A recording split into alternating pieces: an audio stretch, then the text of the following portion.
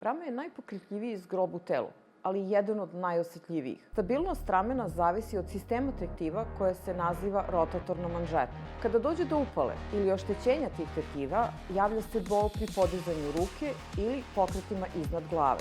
Često se javlja bol pri oblačenju, slabost u ruci, bol tokom spavanja na toj strani. U nekim slučajevima bol se može širiti i prema vratu ili niz ruku, a pokretljivost ramena postaje sve ograničenija. Do ovih problema najčešće dolazi zbog ponovljenih pokreta iznad glave, dugotrajnog opterećenja ramena i degenerativnih promena koje se razvijaju vremenom. Ako se problem na vreme prepozna, odgovarajuća terapija može pomoći da se smanji upala, poboljša funkcija tetiva i vrati normalna pokretljivost ramena. Nažalost, tradicionalna fizioterapija često zahteva dug oporavak i rezultati mogu izostati mesecima. U Innova centru Fizionove pristup je drugačiji. Kroz preciznu dijagnostiku, jasno definisane protokole i inovativnu terapijsku tehnologiju, cilj je potpuna regeneracija za vaš bezbolan i funkcionalan pokret.